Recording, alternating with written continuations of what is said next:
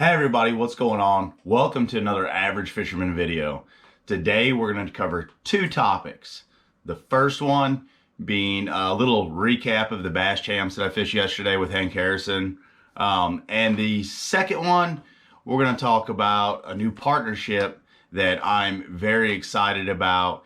And I've got a bait to show you that's been really working for me, and it has to do with this partnership. So without further ado, let's dive into today's video.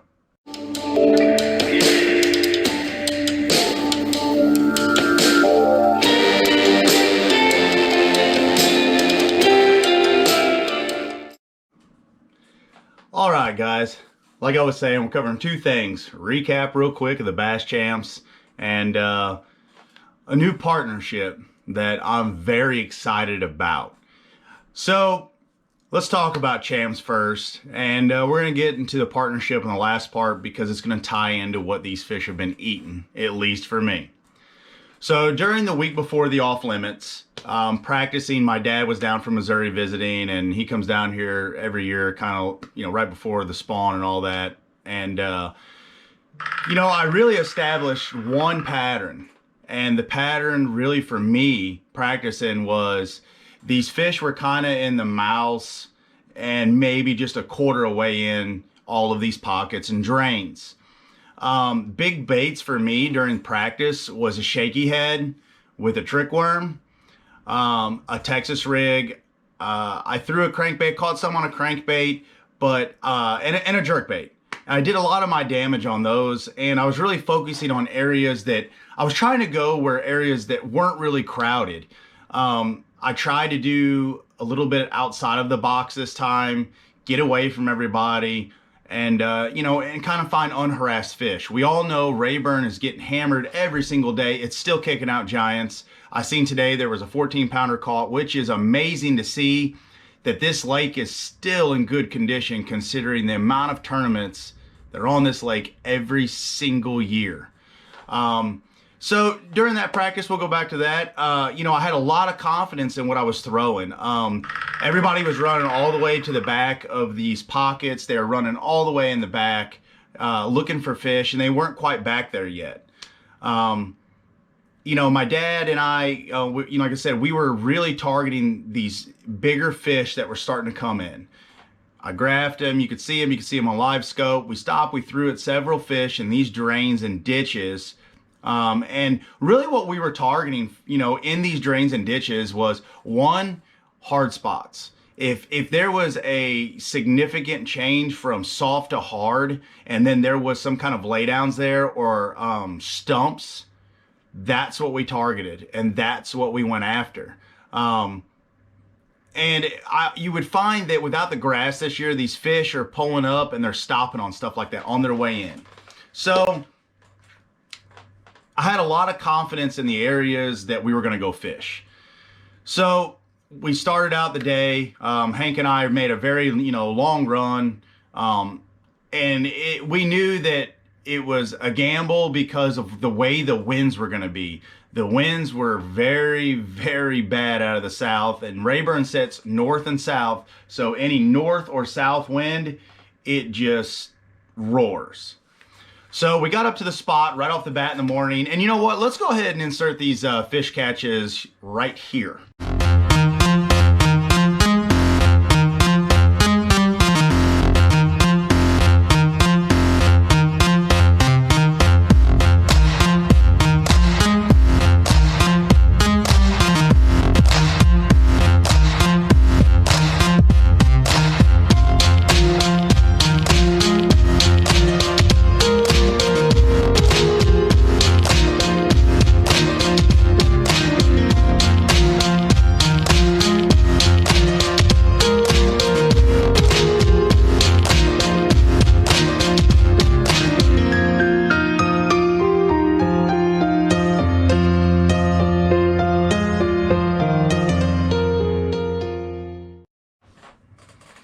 Okay, so we started off in the morning. We started off doing some movement baits. I even threw top water because the fish have traditionally, that are up on the bank, they're right on the bank. I mean, in the dirt.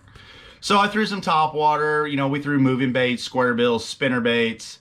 But realistically, the big player still was the shaky head, with the trick worm on it. And it's just, I think it's something the fish aren't really seeing from a lot of people. At least that I don't think hear anybody talking about it. So I know they're seeing Alabama rigs, they're seeing jerk baits, they're seeing crankbaits, they're seeing a ton of stuff like that. So I was trying to throw something a little different. And in practice, my dad caught 1 over 6 pounds. We had some nice, really good, solid tournament fish in practice on that shaky head and trick worm. So when Hank and I started out that morning, we were, fishing the drains and ditches, really leading into these spawning areas. And our first stop, we put one in the boat. I wish I should have put the turtle catch in there. Hank set the hook and it looked like it was a good one, and he ended up catching a turtle, which I have never done, and I've never been with anybody that's done it, but that was crazy. It was actually hilarious. While we were in there fishing, we just slowed down and we started really picking stuff apart. Came in with one fish, missed some other ones, which I think they were small bucks. So then we picked up and decided to leave and go to our second area, which was a lot of standing timber, and it was a really good drain, and I caught a lot of quality fish out of there with my dad. And we pulled up. It was really almost, I'm going to say that I liked offshore fish, but this was really getting wind blown out. It was blown out, really. It was hard to sit there and fish with the shaky head, and we had a tough time doing it. We were making it work. Unfortunately, the fish just weren't cooperating. We seen them down there. There were some really big ones. A lot of the ones we had saw were kind of suspended. But being in that wind, we couldn't really throw a jerk bait and live scope them. We couldn't really get the Alabama rig going through there because of so much standing timber. But man, I had a lot of confidence in that area, and we really hung on tight there for a while and tried to get a bite. And it's frustrating. I mean, it's frustrating when you see big fish down there, and a lot of people are like, well, how do you know they're big? Well, I mean, with the live scope and the technology these days, that thing doesn't lie. But I'm going to tell you all what you have to be disciplined about is just because there's fish there and there's really good quality there, you can't sit there all day and just hope they're going to bite. At least I don't like to do that. I've done that route before, and it's not real healthy for tournament fishing. You got to come in with at least 5 fish to give yourself a chance, even if they're 5 little rats. You gotta keep moving. So we didn't get really bit, and I said, all right, let's go ahead and go. It's so windy. We're having a hard time keeping on the spot. Even with spot lock, the way the wind was playing. We moved over to our next spot where my dad had caught 1 over 6, and we caught some really nice fish in there. It was pretty heavily pressured. There wasn't a lot of people in there, when I was practicing. And I truly think that a lot of people just went in there just because to get out of the wind. They weren't really on where I had caught the fish. So we got in there, and in this particular spot, it was just a hard spot. It was coming up through a creek channel, and it caught really hard with an underwater point that stuck out. And these bass were pulling up and stopping on it. We seen some fish down there, but realistically, we didn't see as many as we were, kind of hoping when we pulled up. So we kind of eased in a little bit, but the problem was there was about, 15, 20 boats all the way in the back, and I wasn't going to go in there and get on top of everybody either. So we picked up, we went out to our other spots and, just kind of started hopping brush piles. You seen in the video that Hank and I were taking turns on the live scope.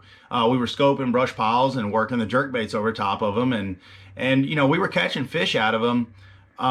We just didn't get any real big bites, unfortunately. I caught a nice, nicer one at the end of the day, and it was great, to get a bag together, but the bite really started happening kind of later for us, and it was kind of too late. So looking back on it, it sucks. I think we almost had 11 pounds, which, from our first event on Rayburn, we had, almost 18 pounds. We had top 20 finish, good points. We weren't able to fish the second one at Toledo Bend. Hank was on the Toyota Series tournament at the time, which it kind of overlapped. I didn't go fish it by myself because Hank had a lot of mechanical problems going with his boat, and unfortunately right now I can't fish the Toyota Series. And I said, man, you know, why don't you take my boat? He was in a bad bind, and I hate to see him, you know, that big of a tournament not be able to fish it. So, you know, I know he was, you know, very grateful. So he fished that. So we didn't go to Toledo. So this was tournament number 3 on Rayburn. We're going to be over on Toledo Bend in May to fish the last champ stop for the year. And hopefully, you know, be able to squeeze in the championship and, you know, later on in the year. So, little recap. We stuck to our plan. We caught fish. Some guys in the parking lot said they didn't catch a fish all day. We were around the right kind of fish. We just couldn't get them to cooperate. And that's fishing. Would I have changed anything?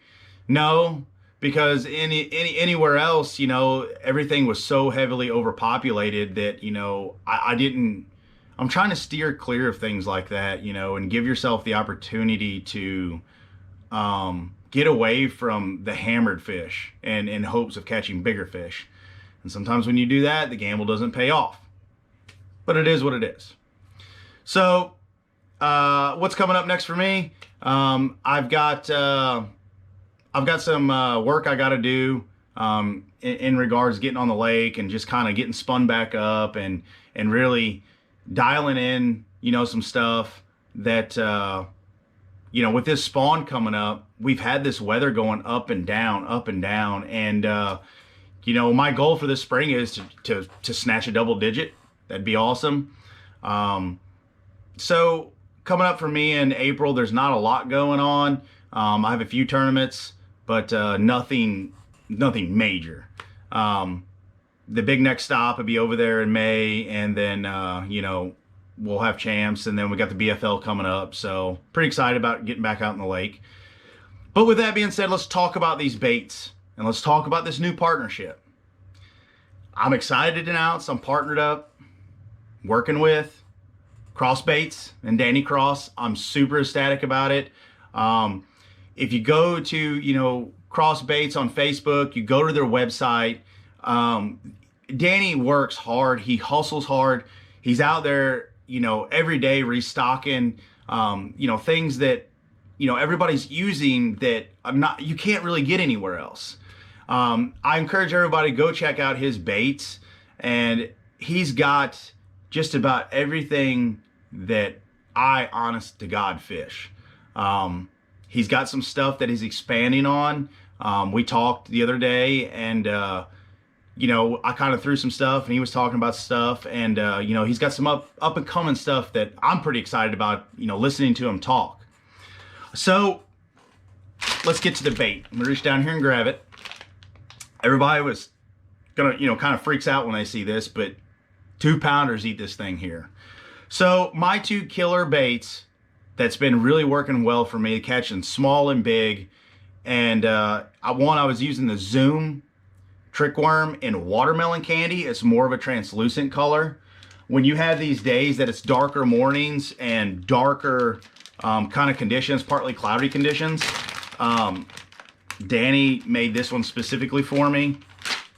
This is the Wormzilla and Cross Baits. This one's green pumpkin candy, and it's a very big worm. I mean, y'all can see it, okay? This is, you know, a little longer than 10 inches probably. But what's great about this is, one, you know, if I find that the fish are really not eating something this big, I can always trim it down a little bit, and I can get the regular size trick worm. You know, no big deal. But what I like about Cross Baits trick worm, and we talked about this, Danny and I did, it's very different from a lot of other trick worms. And I didn't really say too much before champs. I had some really good fish catches on this specific bait, but it was in watermelon red at the time. And I didn't realize it, but you know, this specific built Wormzilla, you know, from Cross Baits, they are designed to float, okay? I'm throwing this on a 7/0 shaky head Strike King. I've also thrown it on the spot head remover with a 6 or 7/0 hook. You know, it's about as big as I can get. I don't like going too much bigger than a 7/0 because it's just the hook's a little too big and it's a little too bulky. But I've been throwing them on these shaky heads, and when this bait floats, when you rig it up with the shaky head, I got the corkscrew on there, you screw it on, you rig it, and when that bait hits the ground, okay, your shaky head's on the ground, this Wormzilla is going to float up. I'm dead serious. And a very key thing, a lot of people are just dragging or they're hopping, you know, these baits. I really like to, I keep my line very tight, and I just kind of start shaking my rod. I was throwing it on a 7'6" old 18 suppressor series rod. It was a heavy rod, and you know, I had another one rigged up on a 7'3" medium heavy rod, and you know, it was just a different color, and I was going back and forth between the two. When you're working this bait, okay, it's imperative that you don't just, you know, drag it real fast. You don't just hop it way up off the ground. Small movements, because when this bait's on the ground and you're just shaking it, this whole tail is just whipping under the water because it floats up. So when you cast, it comes down, hits the ground, okay, starts floating back up, and that's when I just start shaking it.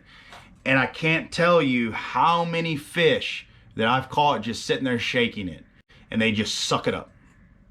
What's really unique about cross baits is they put kicking bass scents inside their baits. When Danny pours it and he's baking it, the scent's in there.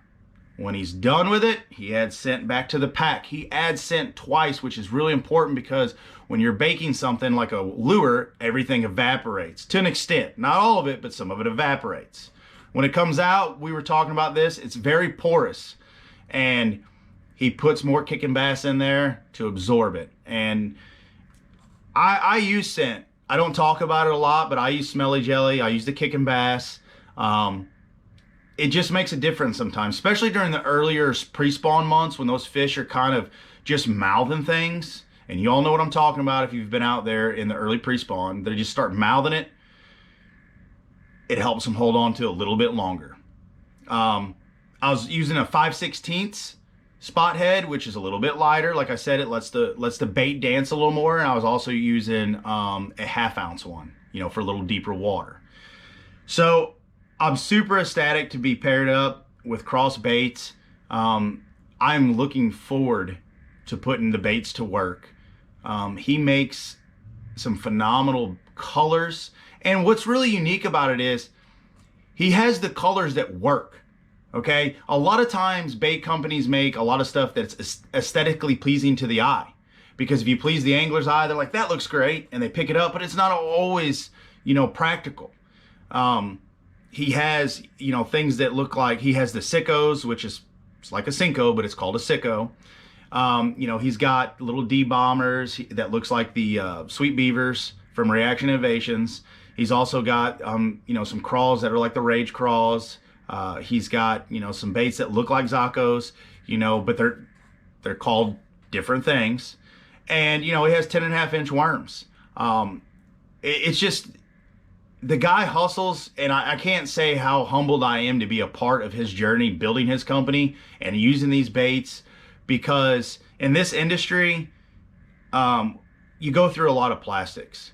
And I'm going to be honest with you, I've used a lot of plastics out there. And I'm going to tell you right now, what impresses me the most about cross baits is that they're so durable. When I say durable, I can make a lot of fish work on this thing before I have to switch it out. Even the crawls or the worms. I tell you what's a really interesting build on the 10.5-inch worms is the 10.5-inch worms are really designed well. Where your hook goes in about midway down, meat-wise, he's got it reinforced. It's a little bit thicker, so that way when you're putting that hook in there, you can get multiple uses out of it. It's got the kicking bass in it too. You know, and he's got phenomenal colors, and I encourage everybody, go check him out. He's hustling. You can get him, you're gonna get him in Tackle Attic here soon. You get him at Ross Motorsports, and if you're up there at Ross Motorsports, go check my buddy Hank out. He can hook you up with a boat or a four-wheeler, whatever you need. And he's got them around Samrayburn. So the guy really hustles, and I thank you, Danny, when you watch this video. Thank you very much for bringing me on. I'm very excited to put these things to work. And with all that being said, guys, I want to say something about safety on the lake is what I want to leave you all with. While Hank and I was out there, we watched 2 boats run ashore. And I mean, one guy was doing about 45 miles an hour in a brand new boat, brand new motor, and he smoked an underwater point.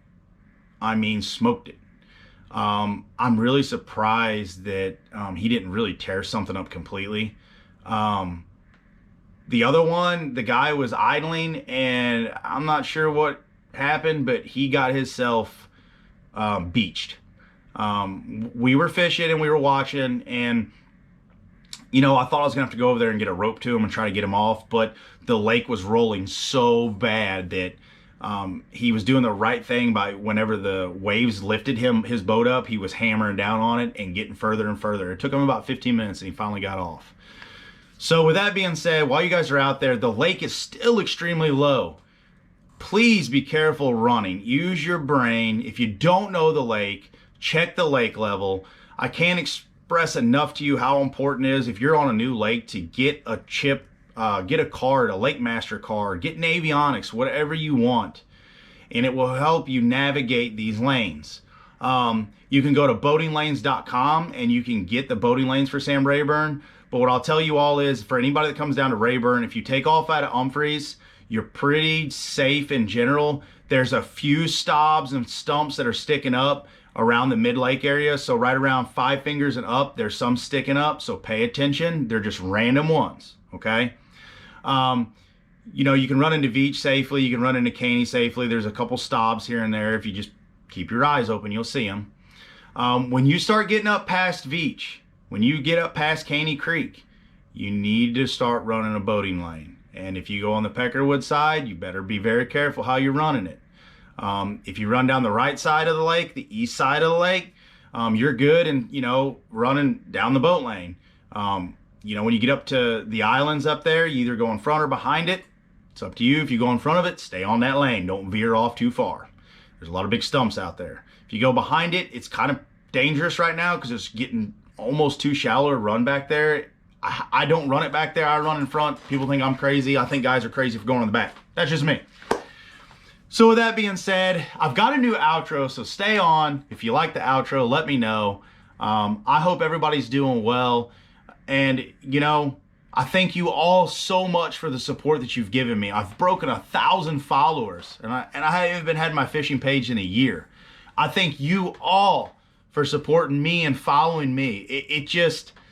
It's pretty amazing. And without you all, I couldn't be doing what I'm doing. I couldn't attract, wonderful sponsors that I have. I couldn't attract, people that are willing to, pair up with guys and girls that are out there, to help accomplish their dream. So I thank you all so much for following me and all the kind words when I post stuff and sharing my stuff. So without further ado, I hope everybody has a great rest of your weekend, has a great week. And if you're out there, stay safe and tight lines to everybody. As always, God bless you and God bless the United States of America. Until next time, out.